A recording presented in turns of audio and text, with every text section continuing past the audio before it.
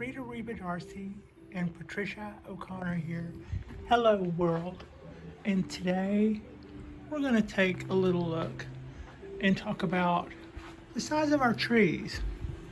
Big trees, little trees, which is better? What are the advantages to big trees versus the wee trees? Big trees? I have a few, but then again, too few to mention. Oh, Patricia, you didn't just do that to them. Well, anyway, I thought I would do a little bit about what it's like to grow trees that are more empire in their size versus the trees that are more Shohin in their size. And there are some cool advantages to both. And there's also something really different about both. And so this just seemed like a good idea or a good time while we're waiting on everybody to bud out and do that thing that they do. The large trees, of course, they take a little more water. The added nutrients or the added precautions or the added other things, so inconsequential that much of it isn't much different, I wouldn't say. The amount of light requirements, it's just really a matter of space. These guys are unto themselves one centerpiece, and it takes up a certain amount of space on my balcony. It demands a presence, and if it's a good presence, then we've got a good foot in the door. If this doesn't look good or impress, this would be a whole lot of ugly. Personally, I think my pedestal could use a little work, but I'm not really concerned about it. I think that this is going to be this is already a nice centerpiece. And when I got these trees, I absolutely loved the idea of having 3 cypress trees that were big and heavy and solid and you know, kind of pushing the envelope a little bit of what bonsai is. These particular trees, being cypress, they're not particularly hard to grow. They're very forgiving climate-wise. Even I had always lived in places where cypresses were happy. It's like if they're growing in places where they're happy, then I'm probably growing in a place where I'm happy too. In other words, I'm not really that crazy about the colder temps. Something about being a mediocre motorcycle racer. The colder it gets, the harder it is for me to move. Oh, the kids are having so much fun at the pool today. I love hearing all of that. So big trees, that is an advantage. A big advantage, one advantage to big trees is they're not necessarily, you know, because they're bigger, they're not harder to grow exponentially. Probably the opposite. They're less susceptible to cold and they're less susceptible to heat by mass. In other words, that just that kind of insulates them a little bit. Their mass insulates them a little bit from extreme heat and extreme cold. However, having said that, those are the 3 guys there that I'm not going to come pulling into the house if it got really bad. If it got really bad, I could bring pretty much all of my other trees in, even my literati ponderosa, which is also quite tall. I think my tallest tree, when all said and done, will probably be the center cypress tree here. If you look, the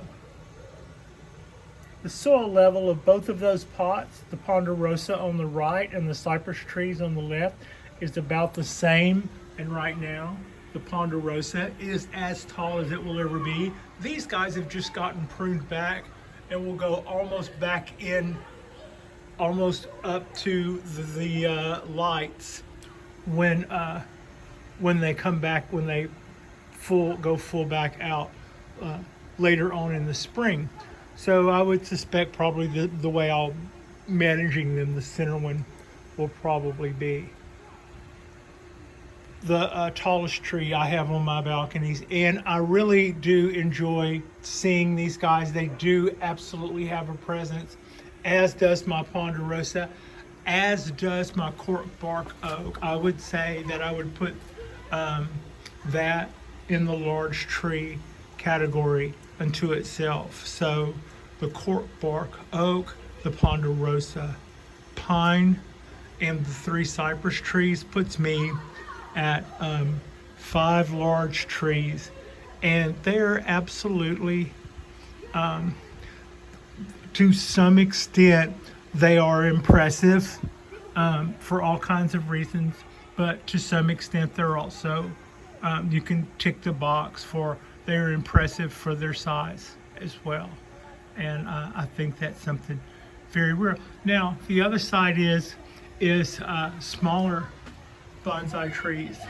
Smaller bonsai trees aren't necessarily, well, for instance, they're not less expensive. A lot of times it still depends on the age of the tree, and it still depends on the beauty of the tree. Beauty says a lot in these guys, and it always depends on the quality of work. To that end, smaller trees can be more expensive, a lot more expensive.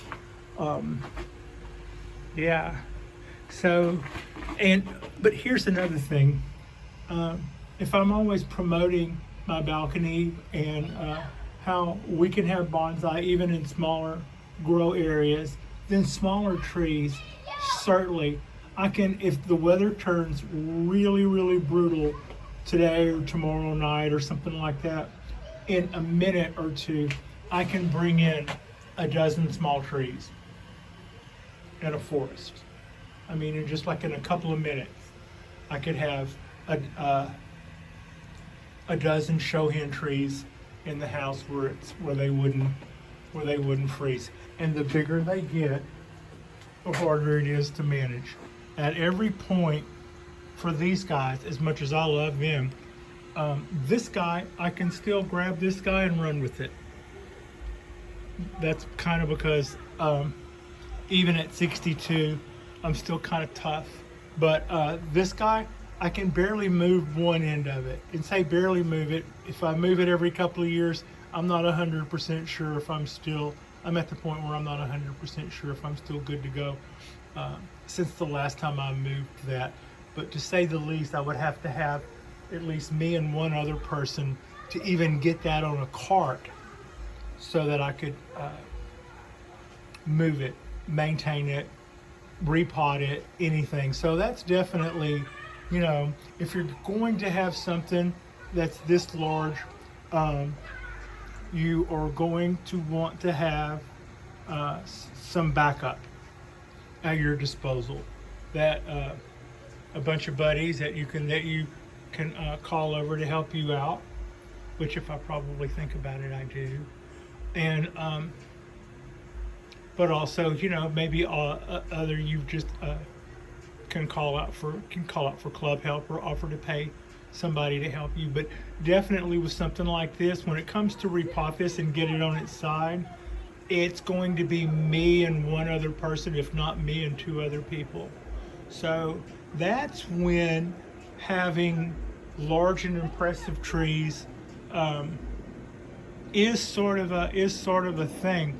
But having said that, I don't think we're really pushing the envelope with what we can do in a balcony sort of way. I think I've definitely are showing that you can have some really nice large bonsai trees even in a small space like a balcony, and pretty much to that end I wanted to make sure that those guys were going to be happy, so I put in those lights, and that made a lot of other things possible for me, like that table and whatever. I'm going to do some more rearranging here. I don't think I'm making the best use of all this space yet, but I'll figure something out. I'm thinking also baker's racks would have been nice. I didn't necessarily want racks that we can get light through, because I don't think the light that filters through even shelving type baker's racks is necessarily going to give the guys below them good lighting, because the pots are still going to block that on the ones above. So, but I'm thinking that would a couple of those might actually be a better use of space there, and might actually be good for here too. So that's kind of something. The lighting setup means that I have all of this area at my disposal now to be free and clear for growing. And right now I think we're at like 17 trees. So since yesterday when I finished, I did a small amount of trim work to the oak, to the collected oak I got yesterday. And a little note, this leaf, and I can see it curling now, this limb, it's got a pretty severe crack in it. I don't know, might have happened whenever I collected it. It might have already been like that. I don't know. I would say it probably happened when I collected it, because it's well and truly, I pulled it up. I could kind of see it there, but I pulled it up on the camera and on magnify, and I could see that limb is cracked. So I might lose that little limb, which is why I would have kept that little one and clipped, and I would have clipped the one on the other side of it. But that's our start to our latest little oak. Either I'll get this little limb, or maybe we'll get sprouts from around it. But I gave it a little bit of neem, and the leaves look nice and waxy now, and it's staying watered.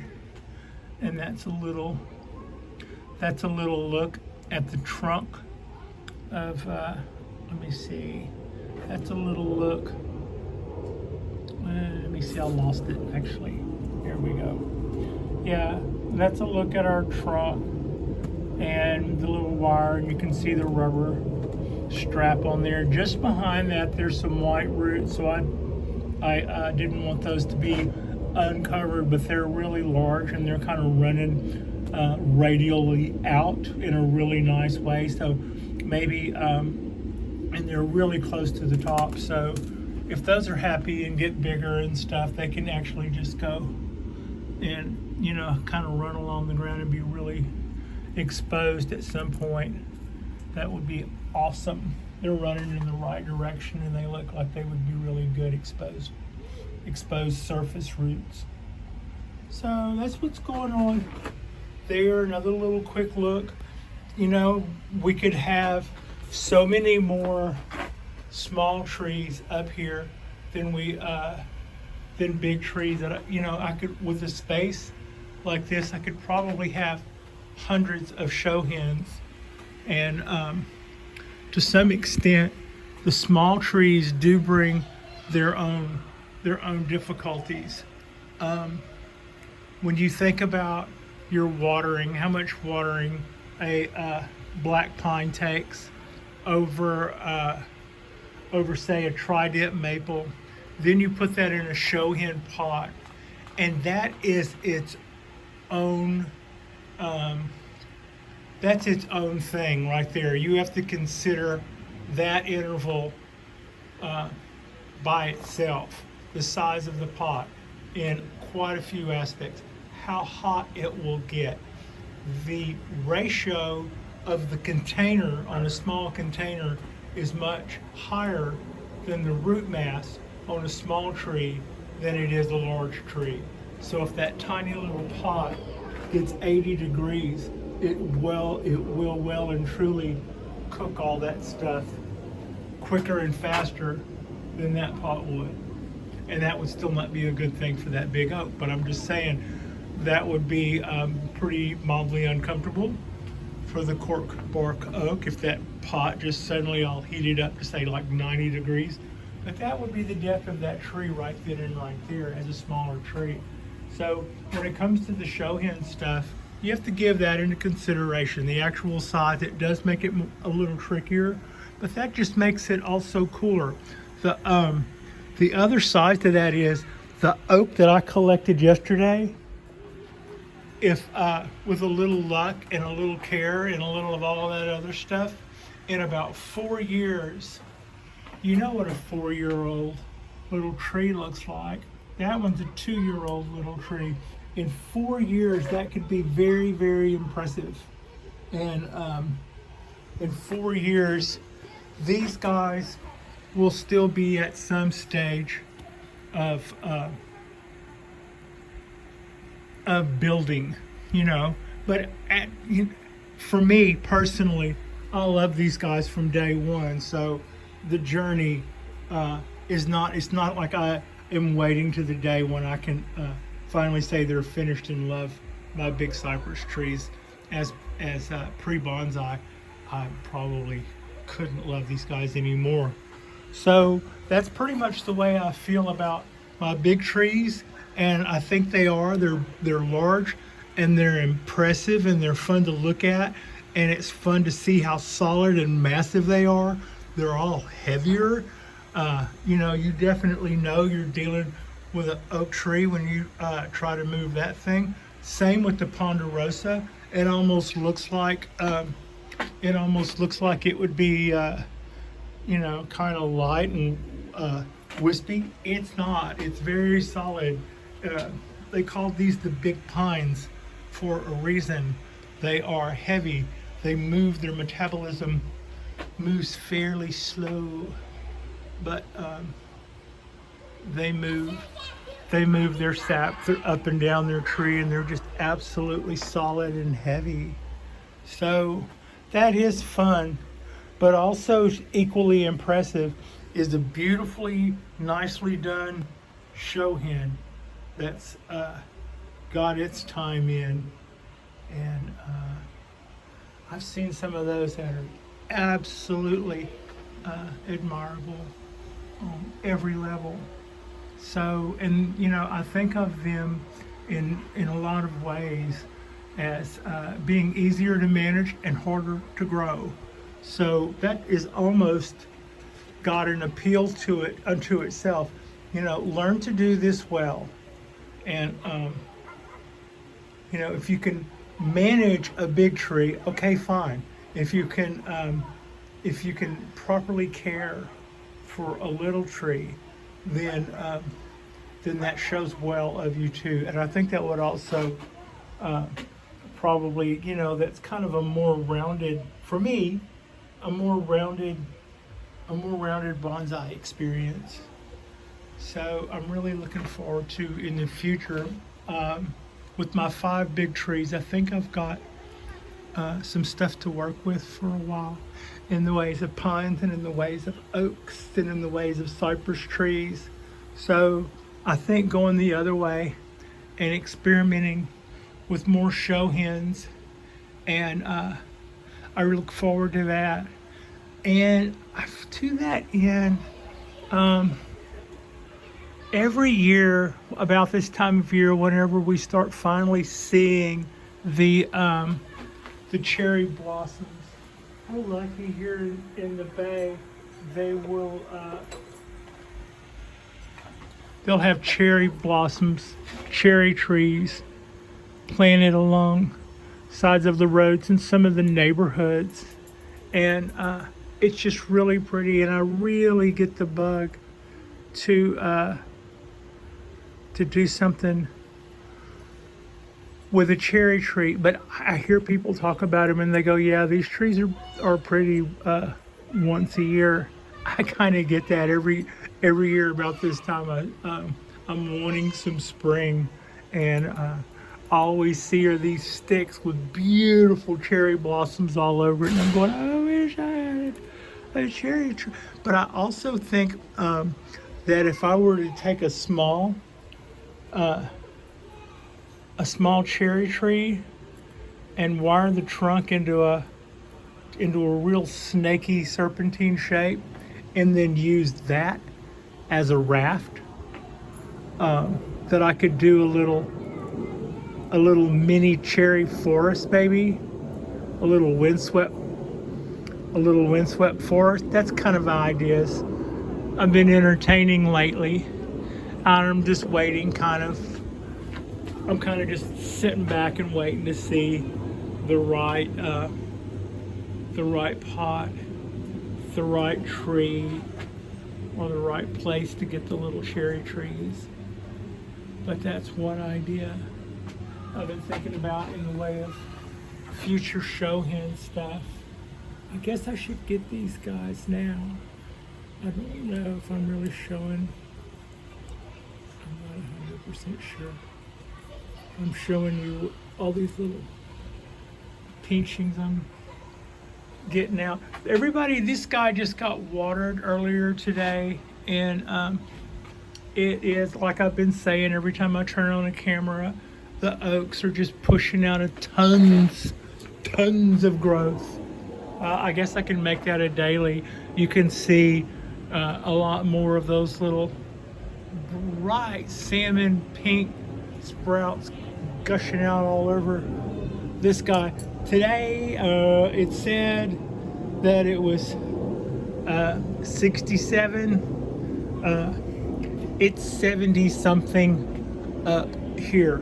It's also calling for our temperatures throughout the week to climb higher into the 70s, and that means that it will climb higher than what they're forecasting up here, because that seems to, I need to make that official. I need to get a thermometer up here so I can see what our temps are. I don't think Pat's just running hot, as they say. I have to work in the heat and stuff, and I think I've got a pretty good feel for what temps are.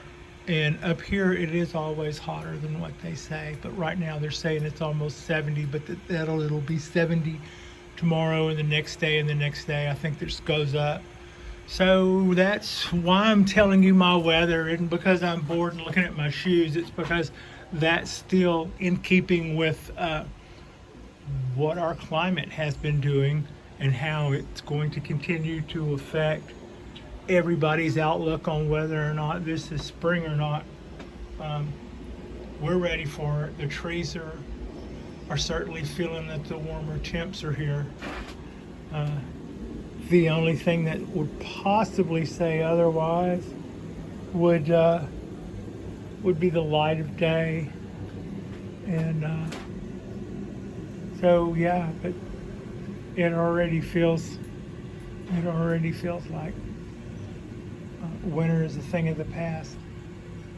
So thank you so much for watching. I just wanted to give a few thoughts on little trees. I've got so much room for little trees. I think little trees are absolutely impressive when done well, and they absolutely respond well to the years.